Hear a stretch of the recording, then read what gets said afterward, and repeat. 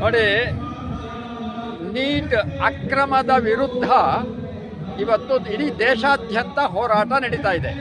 ಈ ಹೋರಾಟದ ಪ್ರಮುಖ ಬೇಡಿಕೆಯಾಗಿ ಧರ್ಮೇಂದ್ರ ಪ್ರಧಾನ್ ರಾಜೀನಾಮೆ ಕೇಳಿದ್ರು.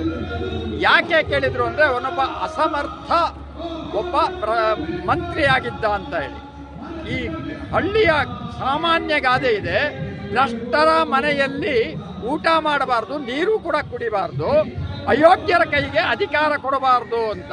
ಆ ಅಯೋಗ್ಯ ಮತ್ತು ಅಸಮರ್ಥ ಅಷ್ಟು ಮಾತ್ರ ಅಲ್ಲ, ಅವನೊಬ್ಬ ಅವಿವೇಕಿ ಅಂತ ನಾನು ಹೇಳ್ತಾ ಇದ್ದೀನಿ. ಯಾಕೆ ಆ ಮಾತನ್ನು ಹೇಳ್ತೀನಿ ಅಂದರೆ, ಅವನು ಹಿಂದೆ ವಿದ್ಯಾರ್ಥಿ ಮುಖಂಡ ಆಗಿದ್ದ. ಆ ವಿದ್ಯಾರ್ಥಿ ಮುಖಂಡ ಆಗಿದ್ದಂಥವನು ವಿದ್ಯಾರ್ಥಿಗಳ ನೋವನ್ನು ಅರ್ಥ ಮಾಡಿಕೊಳ್ಳಿಕ್ಕೆ 20 ದಿನ ಬೇಕಾಯ್ತಾ, ಅದಕ್ಕೆ 10 ಜನ ಸಾಯ್ಬೇಕಾಯ್ತಾ, 100 ಜನ 1000 ಜನ ಲಾಠಿ ಏಟು ಬೂಟೇಟನ್ನು ತಿನ್ನಬೇಕಾಯ್ತಾ.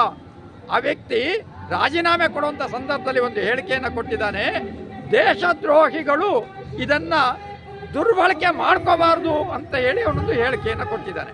ನೋಡಿ, ನಾನು ಕೇಳ್ತೀನಿ ಆ ಧರ್ಮೇಂದ್ರ ಪ್ರಧಾನಿಗೆ, ಅವನು ಯಾರನ್ನ ದುರ್ಬಳಕೆ ಮಾಡ್ಕೊಳ್ತಾರೆ, ಯಾರನ್ನ ದೇಶದ್ರೋಹಿಗಳು ಅಂತ ಕರೆದ್ನಲ್ಲ, ಆ ವ್ಯಕ್ತಿಗಳ ಮನೆಗೆ ಹೋಗಿ ಅಥವಾ ಅವರ ಕಾಲು ಬುಡಕ್ಕೆ ಹೋಗಿ ಅವರ ಮುಂದೆ ನಡುಬಾಗಿಸಿ ಅವನು ತನ್ನ ಶರಣಾಗತಿಯನ್ನ ಒಪ್ಪಿಸಿದಂತೆ ಅವನು ರಾಜೀನಾಮೆ ಕೊಟ್ಟನ, ಅಥವಾ ಯಾರನ್ನ ದೇಶದ್ರೋಹಿಗಳು ದುರ್ಬಳಕೆ ಮಾಡಿಕೊಳ್ಳುವಂತಹ ಒಂದು ರೀತಿಯ ಸಮಾಜಘಾತಕಗಳು ಅಂತ ಹೇಳಿದನಲ್ಲ, ಆ ವ್ಯಕ್ತಿಗಳ ಜೊತೆಯಲ್ಲಿ ಅಕಸ್ಮಾತ್ ಇವನೇನಾದರೂ ಒಳ ಒಪ್ಪಂದ ಮಾಡಿಕೊಂಡು ರಾಜೀನಾಮೆ ಕೊಟ್ಟನ.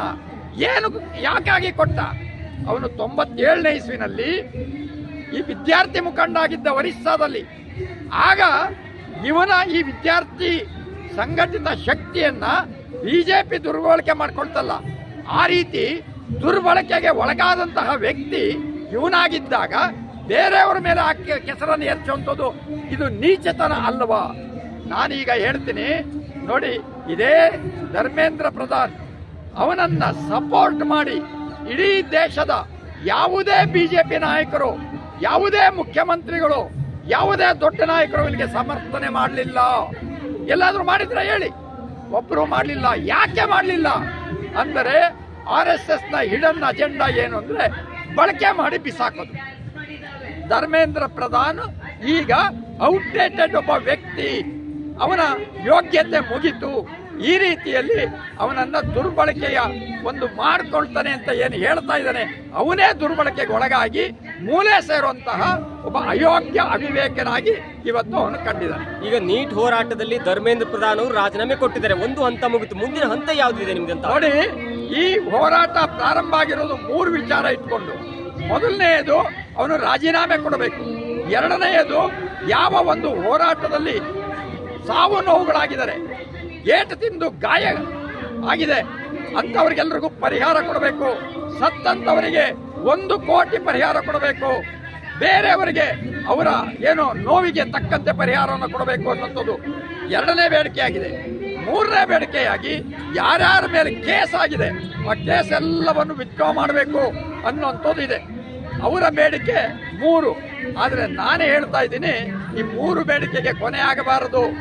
ಯಾಕೆ ಅಂತ ಹೇಳಿದರೆ, ಇಡೀ ದೇಶದಲ್ಲಿ ಯಾವುದೇ ಹೋರಾಟ ನಡೆದ್ರು ಆ ಹೋರಾಟಕ್ಕೆ ಕನಿಷ್ಠ ಸೌಜನ್ಯ ತೋರದೇ ಇರುವಂತಹ ಒಬ್ಬ ಅಯೋಗ್ಯ, ಅವಿವೇಕಿ, ಅಸಮರ್ಥ ಪ್ರಧಾನಿ ಮೋದಿ ಇದ್ದಾನೆ. ನೋಡಿ, ಮಣಿಪುರದಲ್ಲಿ ಯಾರನ್ನ ತಾಯಂದಿರು ಅಂತ ಕರೆದ್ವೋ ಅಂತ ತಾಯಂದಿರ ಮಾನಹರಣ ಆದಾಗ, ಬೆತ್ತಲೆ ಮಾಡಿದಾಗ ಮಾತನಾಡಲಿಲ್ಲ. 100 ರೈತರು ವರ್ಷಾನುಗಟ್ಟಲೆ ಪ್ರತಿಭಟನೆ ಮಾಡಿದ್ರು, ಆಗ ಇವನು ಮಾತಾಡಲಿಲ್ಲ ಪ್ರಧಾನಿ ಮೋದಿ. ಇವತ್ತು ವಿದ್ಯಾರ್ಥಿಗಳು ಮಾಡ್ತಾ ಇದ್ದಾರೆ. ಇಡೀ ದೇಶಾದ್ಯಂತ ಇದೇ ರೀತಿಯ ಅನೇಕ ಹೋರಾಟಗಳು ನಡೀತಾ ಇದ್ರು ಕೂಡ ಯಾವುದಕ್ಕೂ ಸ್ಪಂದಿಸ್ತಾ ಇಲ್ಲ. ಇಂತಹ ಒಬ್ಬ ಜನರ ಜೊತೆಯಲ್ಲಿ ಜನಹಿತಕ್ಕಾಗಿ ಸ್ಪಂದಿಸದ ಒಬ್ಬ ಮನುಷ್ಯಹೀನ ಅಥವಾ ಮನುಷ್ಯತ್ವವೇ ಇಲ್ಲದೆ ಇರುವಂತಹ ಒಬ್ಬ ಪ್ರಧಾನಿ ಮೋದಿ, ಅವನು ರಾಜೀನಾಮೆ ಕೊಡಬೇಕು. ಅಲ್ಲಿವರೆಗೂ ಹೋರಾಟ ಮಾಡಬೇಕಾಗಿದೆ. ಇದು ಒಂದು ಭಾಗ. ಆದರೆ ಇನ್ನು ಎರಡನೇ ಭಾಗ ನಾನು ಹೇಳ್ತೀನಿ. ಕೆಲವರು ಇವತ್ತು ಮಾತನಾಡ್ತಾ ಇದ್ದಾರೆ.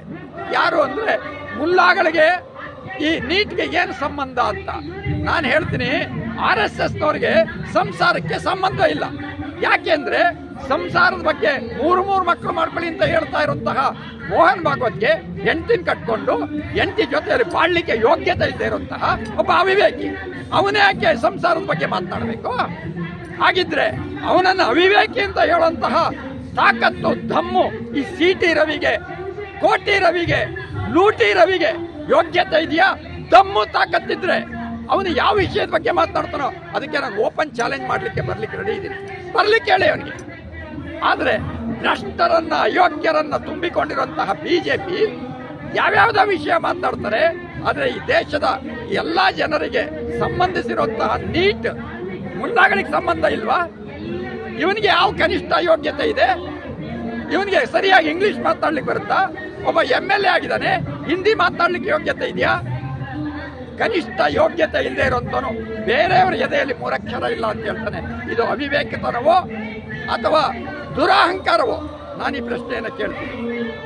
ಈಗ ನಮ್ಮ ರಾಷ್ಟ್ರದಲ್ಲಿ 2 ಮುಖ್ಯವಾದ ಪಕ್ಷ ಇದೆ, ಒಂದು ಕಾಂಗ್ರೆಸ್ ಇದೆ, ಮತ್ತೊಂದು ಬಿಜೆಪಿ ಇದೆ. ಆ 2 ಪಕ್ಷಗಳ ಮೇಲೂ ಕೂಡ ಜನರಿಗೆ ಬೇಸರ ಆಗಿದೆ. ಈ ತೃತೀಯ ಒಂದು ಫ್ರಂಟ್ ಆಗಿ ಈ ವಿದ್ಯಾರ್ಥಿ ಸಂಘ ಏನಾದರೂ ಪಾಲಿಟಿಕ್ಸ್ ಎಂಟ್ರಿ ಆಗುವಂತಹ ಸಾಧ್ಯತೆ ಅಥವಾ ಆಶಾಭಾವ ನಿಮ್ಮಲ್ಲಿದೆಯಾ? ನೋಡಿ, ನಾನು ವಿದ್ಯಾರ್ಥಿ ಮುಖಂಡ ಅಲ್ಲ. ಈ ಹೋರಾಟದಲ್ಲಿ ನಿಮ್ಮ ಆಶಾಭಾವನೆ ಏನಾದರೂ ಇದೆಯಾ? ನಾನು ಈ ಹೋರಾಟದಲ್ಲಿ ಭಾಗಿಯಾಗಿದ್ದೀನಿ. ಆದರೆ ಇವತ್ತು ದೇಶದಲ್ಲಿ ಒಂದು 3ನೇ ಶಕ್ತಿ ಅವಶ್ಯಕತೆ ಇದೆ. ಆದರೆ ಇವತ್ತು ಸಮಸ್ಯೆ ಏನಾಗಿದೆ ಅಂತಂದ್ರೆ ಇಡೀ ವ್ಯವಸ್ಥೆಯನ್ನ ಬಿಜೆಪಿ ಸರ್ವನಾಶ ಮಾಡಿದೆ. ಇವತ್ತು ಇರುವುದರಲ್ಲಿ ಒಂದಿಷ್ಟು ಶಕ್ತಿ ಉಳಿಸ್ಕೊಂಡಿದ್ರೆ ಅದು ಕಾಂಗ್ರೆಸ್ಸು ಕೂಡ ಅವರು ಸಹಮತದಿಂದ ವಿಶಾಲ ಮನೋಭಾವನೆಯಿಂದ ಎಲ್ಲರನ್ನೂ ಒಟ್ಟಿಗೆ ತಗೊಂಡು ಒಂದು ದೊಡ್ಡ ಸಂಘಟಿತ ಶಕ್ತಿಯಾಗಿ ದೇಶದಲ್ಲಿ ಹೋರಾಟ ಮಾಡಬೇಕಾಗಿದೆ. ಬಿಜೆಪಿ ಈ ಹಿಂದೆ ಬೇರೆ ಪಾರ್ಟಿಗಳಿಗೆ ಹೊಡೆಯುವಂಥ ಸಂದರ್ಭದಲ್ಲಿ ಅವರು ಒಂದಿಷ್ಟು ಕಾಂಪ್ರಮೈಸ್ ಮಾಡಿಕೊಂಡು ಒಂದೊಂದೇ ರಾಜ್ಯವನ್ನು ಗೆದ್ದು ಇವತ್ತು ಅಧಿಕಾರದಲ್ಲಿದ್ದಾರೆ. ಅದೇ ರೀತಿಯಲ್ಲಿ ಕಾಂಗ್ರೆಸ್ ಇವರು ದುರಹಂಕಾರ ಮಾಡಿಕೊಂಡು ಒಂದೊಂದೇ ರಾಜ್ಯವನ್ನು ಕಳ್ಕೊಳ್ತಾ ಬಂದರು. ಇವತ್ತು ಇರುವಂತಹ 2-3 ರಾಜ್ಯಗಳನ್ನು ಕಳ್ಕೊಳ್ಳುವಂಥ ಪರಿಸ್ಥಿತಿಯಲ್ಲಿದ್ದಾರೆ. ಇನ್ನು ಬೇರೆಯವರೇನಿದಾರಲ್ಲ ಅವರು ದೊಡ್ಡ ಶಕ್ತಿಯಾಗಿಲ್ಲ, ಆದರೆ ಅಲ್ಲಲ್ಲೇ ಇರುವಂಥ ಶಕ್ತಿಗಳಾಗಿದ್ದಾವೆ. ಇವತ್ತು ಸಂಘಟಿತ ಶಕ್ತಿಯಾಗಿ ಎಲ್ಲರೂ ಸೇರಿ ಬಿಜೆಪಿಯನ್ನು ಮಟ್ಟ ಹಾಕುವವರೆಗೆ ಸಂಘಟಿತವಾಗಿ ಹೋರಾಟ ಮಾಡಬೇಕಾಗಿದೆ.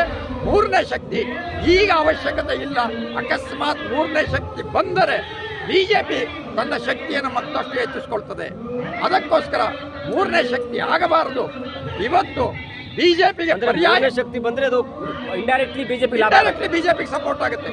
ಅದಕ್ಕೋಸ್ಕರ ನಾನಿವತ್ತು ಎಲ್ಲ ಹೋರಾಟಗಾರರಲ್ಲಿ ನಾನು ಕೇಳ್ಕೊಳ್ಳಿಕ್ಕೆ ಇಷ್ಟಪಡೋದೇನು ಅಂದ್ರೆ ಬಿಜೆಪಿಯನ್ನ ಮಟ್ಟ ಹಾಕಿ ಅವರಿಗೆ ತಕ್ಕ ಪಾಠ ಕಲಿಸಬೇಕಾದ್ರೆ ಇವತ್ತು ಸಂಘಟಿತ ಶಕ್ತಿ ಆಗಬೇಕು. ಅದಕ್ಕೆ ಕಾಂಗ್ರೆಸ್ ಇಡೀ ದೇಶದಲ್ಲಿ ಈಗಲೂ ಶಕ್ತಿ ಇದೆ. ಆ ಶಕ್ತಿಯ ಜೊತೆಗೆ ಕೈ ಜೋಡಿಸಬೇಕು ಅನ್ನೋದು ನನ್ನ ಕಳಕಳಿಯ ವಿನಂತಿ. ಬಟ್ ಇಂಥ ದೊಡ್ಡ ಹೋರಾಟ ಮಾಡಲಿಕ್ಕೆ 12 ವರ್ಷದಲ್ಲಿ ಒಬ್ಬ ಮಿನಿಸ್ಟರ್ ರಾಜೀನಾಮೆ ಮೊದಲ ಬಾರಿ ಕೊಡ್ತಾರಂದ್ರೆ ಅದು ಕಾಂಗ್ರೆಸ್ ಹತ್ರ ಆಗಿಲ್ಲ, ಅದು ಒಬ್ಬ ವಿದ್ಯಾರ್ಥಿ ಸಂಘಟನೆ ಅಥವಾ ವಿದ್ಯಾರ್ಥಿ ಹೋರಾಟದಿಂದ ಆಯ್ತಲ್ಲ ಅಂತ. ಇದು ಇಷ್ಟು ವರ್ಷ ಕಾಯ್ಬೇಕಿತ್ತು. ಇದು ಯಾವುದೋ ಒಂದು ವಿದ್ಯಾರ್ಥಿ ಶಕ್ತಿ ಮಾತ್ರ ಅಲ್ಲ. ಕಳೆದ 12 ವರ್ಷಗಳಿಂದ ನೋಟ್ ಬ್ಯಾನ್, GST ಅಥವಾ ಬೇರೆ ಏನು ಅಕ್ರಮಗಳು ಮಾಡಿದ್ದಾರೆ, ಬೆಲೆ ಏರಿಕೆ ಮಾಡಿದ್ದಾರೆ, ಶಿಕ್ಷಣ ವ್ಯವಸ್ಥೆಯನ್ನು ಕೊಂದಾಕಿದ್ದಾರೆ. ಇಂತಹ ಎಲ್ಲ ವಿಚಾರಗಳಿಂದ ನೊಂದಂತಹ ಯುವಶಕ್ತಿ, ವಿದ್ಯಾರ್ಥಿಗಳ ಆಕ್ರೋಶ ಅದಷ್ಟು ಮಾತ್ರ ಅಲ್ಲ, ಇಡೀ ದೇಶದ ಜನತೆ ಕಾಯ್ತಾ ಇದ್ರು. ಇವತ್ತು ಇಡೀ ದೇಶದ ಉದ್ದಗಲದಲ್ಲಿ ಎಲ್ಲ ಕಡೆ ಪ್ರತಿಭಟನೆಗಳು ನಡೀತಾ ಇದೆ. ಆ ಆಕ್ರೋಶಕ್ಕೆ ಹೆದರಿ ಅವನು ರಾಜೀನಾಮೆ ಕೊಟ್ಟಿದ್ದಾನೆ. ಈ ಸಂದರ್ಭದಲ್ಲಿ ಇನ್ನೊಂದು ಹೇಳಬೇಕಾಗಿದೆ. ಏನು ದೇವಮಾನವ, ಏನು ನಾನ್ ಬಯಾಲಜಿಕಲ್ ಜೀವಿ ಇದೆಯಲ್ಲ, ಆ ವ್ಯಕ್ತಿ ಸುಮ್ಮನೆ ಅಲ್ಲ, ಆ ವ್ಯಕ್ತಿಗೂ ಹೆದರಿಕೆ ಬಂದಿದೆ. ಮಧ್ಯರಾತ್ರಿಯಲ್ಲಿ ಎದ್ದು ಅವನು ವಿಡಿಯೋ ಮಾಡಾಕ್ತಾನೆ ಅಂತ ಹೇಳಿದ್ರೆ ಅವನಿಗೆ ಎಷ್ಟು ಹೆದರಿಕೆ ಆಗಿದೆ ಅನ್ನೋದು ನಾವು ಯೋಚನೆ ಮಾಡಬೇಕಾಗಿದೆ. ಇದು ಕೇವಲ ಧರ್ಮೇಂದ್ರ ಪ್ರಧಾನ್ ಅಲ್ಲ, ಇಡೀ ದೇಶದ ಬಿಜೆಪಿಯ ವ್ಯವಸ್ಥೆಗೆ ಬುಡಕ್ಕೆ ಬೆಂಕಿ ಹಾಕಿದೆ, ಬುಡಕ್ಕೆ ನೀರಿಟ್ಟಿದೆ. ಇವತ್ತು ಅವರೆಲ್ಲರೂ ಕೂಡ ಹೆದರಿದ್ದಾರೆ. ಯಾಕೆ ಅಂತ ಹೇಳೋದೊಂದು ಇನ್ನೊಂದು ಹೇಳಬೇಕು ಅನ್ನೋದಾದರೆ, ಇವತ್ತು ಇಡೀ ದೇಶದಲ್ಲಿ ಯಾರ್ಯಾರು ಹೋರಾಟ ಮಾಡ್ತಿದ್ದಾರೆ ಅವರೆಲ್ಲರೂ ಕೂಡ ವಿದ್ಯಾರ್ಥಿಗಳನ್ನ ಇವರು ದೇಶದ್ರೋಹಿಗಳು ಅಂತ ಕರೆದ್ರು. ಯಾರು 22 ಲಕ್ಷ CET ಬರೆದಂಥವರು ದೇಶದ್ರೋಹಿಗಳಂತೆ.